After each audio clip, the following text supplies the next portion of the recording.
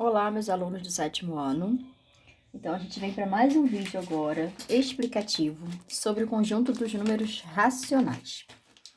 Já de antemão, eu vou adiantar a vocês que essa aula eu vou dividir ela em duas partes, tá? Porque ela tá uma aula muito longa na apostila de vocês com a apresentação do conjunto. E aí vem colocar eles na reta numérica. Depois ele entra com as operações. Aí vem adição, subtração, multiplicação e divisão, potenciação e radiciação. Então, assim, eu achei muito longo, então eu vou dividir ela em duas partes. Hoje a gente vai estudar até dízima periódica. Depois, na próxima aula explicativa, aí eu entro com as operações de multiplicação e divisão, potência e raiz, tá bom? Então, vamos lá. Para início de conversa, o conjunto dos números racionais, ele é representado pela letra Q. Q de quociente. Por quê? Todo número racional é aquele número que pode ser escrito em forma de fração, tá? E a gente sabe que a fração é uma divisão. Logo, eles optaram para colocar o Q de quociente para representar esse conjunto de números racionais. Quem são esses elementos do conjunto? Então, a gente vê nesse diagrama aqui, ó, que eu tenho, primeiro aqui, pequenininho, um conjunto N, que são os números naturais, que vai do zero até o infinito. Depois eu tenho um conjunto Z, que aí, ó, o N tá dentro do Z. Desculpa. Os Z são os números inteiros, que nós já conhecemos, que vai são os negativos e os positivos, incluindo o zero. E esse conjunto também é infinito. E dentro desse conjunto temos, e o conjunto Q, nós temos dentro dele o Z e o N, que é o conjunto maior, que é o Q. Então, o conjunto N e o conjunto Z estão contidos no conjunto Q. Logo, quem é o conjunto Q? Racionais. São todos os naturais, são todos os inteiros e mais as dízimas periódicas e as raízes exatas. Números fracionários é porque o todo natural e todo inteiro pode ser colocado em forma de fração. Então, logo, ele também pertence ao conjunto dos racionais. Vamos relembrar aqui, ó. Conjunto N, como eu já falei. Então, aqui, todos os números naturais, ó. 0, 1, 2, 3, 4, até o infinito. Conjunto Z, que são os inteiros, são os negativos e os positivos. Infinito para os dois lados. Conjunto Q, todo o conjunto N, ou seja, todos os naturais, todos os inteiros, mais as frações, os números decimais exatos, mais as dízimas periódicas e mais as raízes. Aquelas raízes que têm raiz exata, né? Aí aqui eu botei alguns exemplos. Esses são os números racionais, ó. 2/3 é um número racional. Ele já está em forma de fração. 1,5 está em forma decimal, mas a gente sabe que todo número decimal ele é uma fração.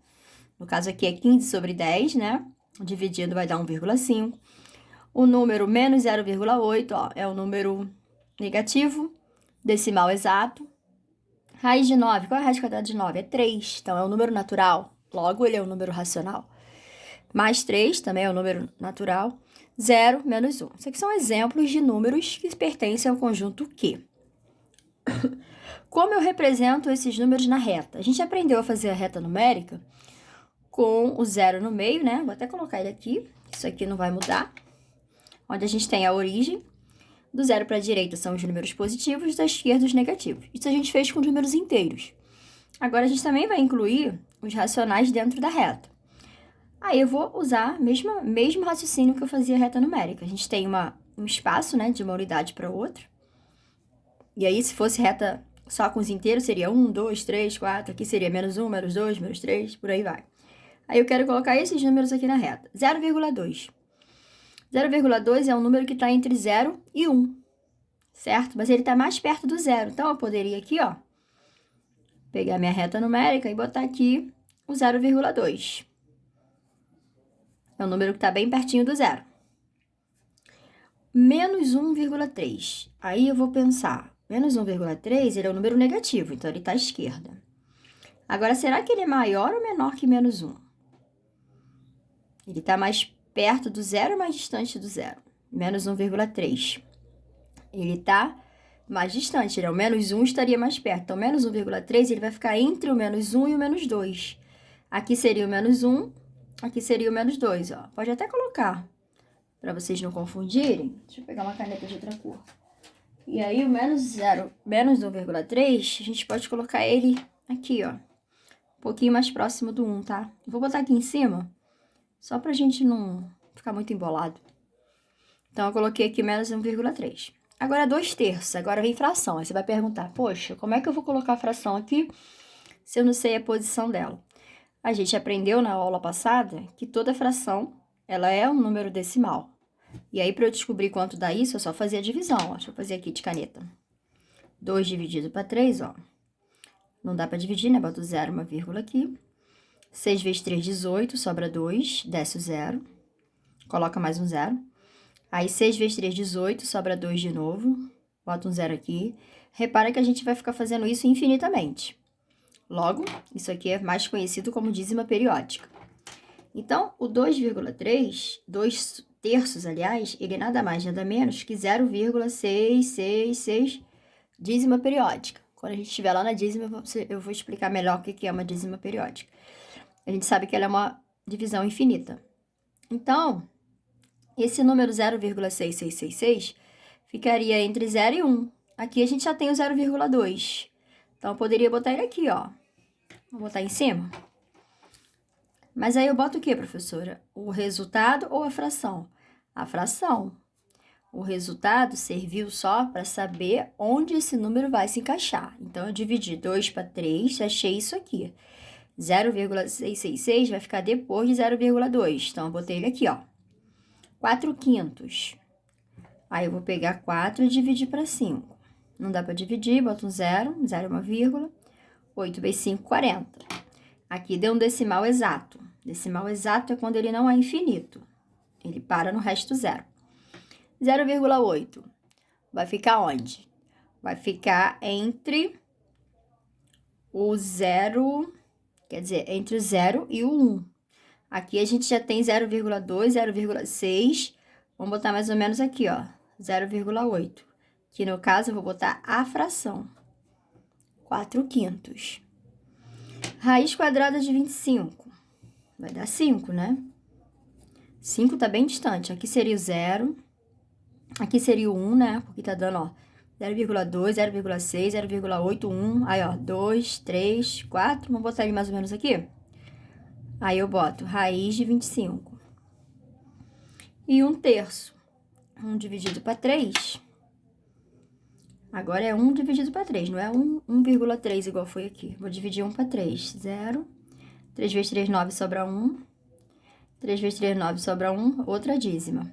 Só que deu negativo. Então, é menos 0,3333333. Aqui eu já tinha o 1,3. 0,3333 negativo, ele tá entre o 0 e o menos 1. Então, ele vai ficar mais ou menos aqui, ó. Tá? Aqui é o 0. 0,3 tá bem pertinho do 0. Aí, eu venho aqui e boto aqui, ó, menos 1/3. Tá? Então, é só fazer. Se ele tiver em decimal, eu já vou saber encaixar ele. Ele tá entre quem? 0,2 tá entre 0,2 tá entre o 0 e o 1. Aí eu posicionei ele aqui, tá? Quando é fração, ó, 2/3. Aí eu transformo em decimal, faço a continha para eu saber onde é que ele tá localizado. 2/3 é 0,6666. Então ele tá entre 0 e 1.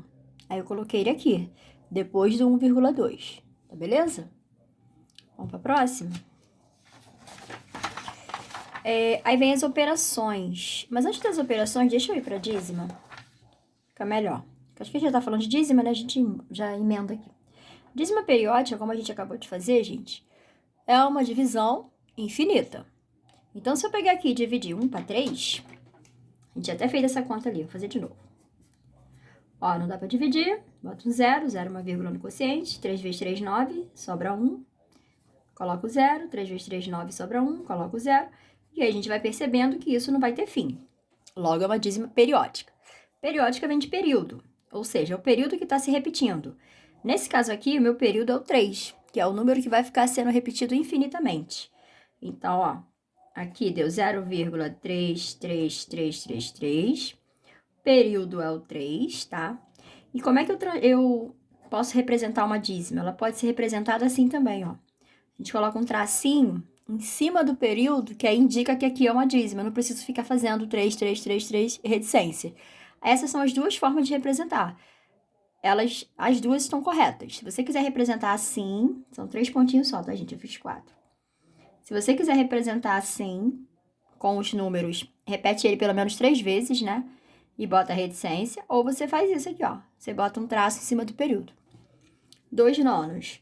É 2 para 9. Não dá para dividir, bota uma vírgula, um zero aqui.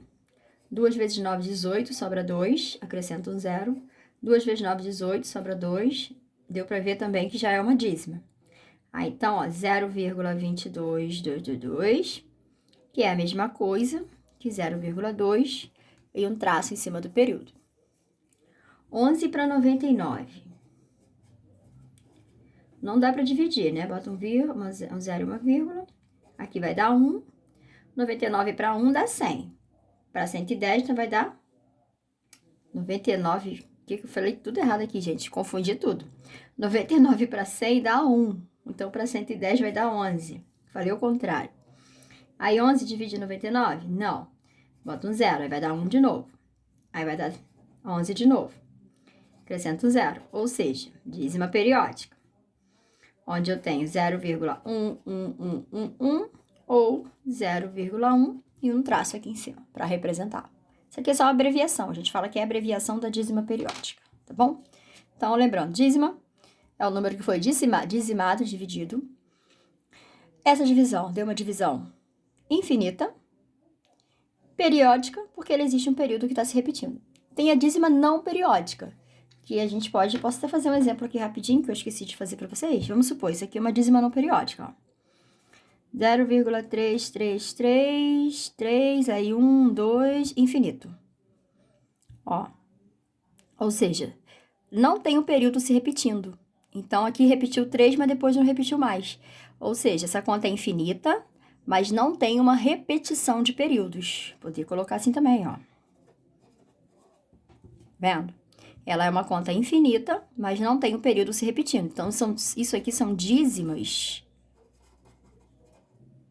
não periódicas, tá? Mas elas têm uma divisão infinita, que é diferente disso aqui. Se eu não colocar reticência, eu estou indicando que isso aqui não é uma conta infinita, isso aqui é um decimal exato. Então, isso aqui não tem nada a ver com dízima. Para ser dízima, ele precisa ser infinito, tá bom? Se tiver um período se repetindo, ela é periódica. Se não tiver um período se repetindo, ela é não periódica. Tudo bem? Aí, como eu falei lá no início, as operações, a gente vai fazer primeiro só adição e subtração. E depois, na verdade, a gente vai relembrar, porque a gente já fez isso com os números naturais e agora a gente vai fazer com os inteiros. Como é que eu vou somar ou subtrair duas frações de denominadores diferentes? Eu tenho que tirar o MMC. Mas antes disso, vamos eliminar esse parênteses. Ó, vai ficar menos 5 terços. Aqui eu tenho mais e o menos. Como o mais antecede, eu não troco de dentro. Então, vai ficar menos 2 quintos. MMC de 3 e 5. Aí, eu venho aqui pro cantinho e tiro o MMC de 3 e 5. Por 3 vai dar 1, dá 5. Por 5 dá 1, 15. 15 é o MMC. Aí, eu pego esse MMC e divido pelos antigos, pelo denominador antigo. 15 dividido para 3 dá 5, para 5 dá 3. 5 vezes 5 negativo vai dar menos 25. E 3 vezes 2 negativo vai dar menos 6. Menos 25 com menos 6 vai dar menos 31 sobre 15. Se desse para simplificar, a gente simplificaria, mas aqui não dá, ela já está irredutível. Tá? Ah, mas é a mesma coisa que a gente fazia ano passado. Sim, só que agora são com os números inteiros. Positivo e negativo. Aqui, galera, repara que eu tenho uma mistura. Eu tenho uma fração que vai ser subtraída de um decimal. Tem 2 caminhos para a gente fazer. Ou a gente transforma essa fração num decimal, você divide 7 para 6, e aí você vai fazer o resultado menos esse, decimal com decimal, ou a gente faz fração com fração. Decimal com fração não dá. Então, eu tenho que fazer um virar o outro. Eu prefiro, por mais trabalhoso que seja, transformar o decimal na fração.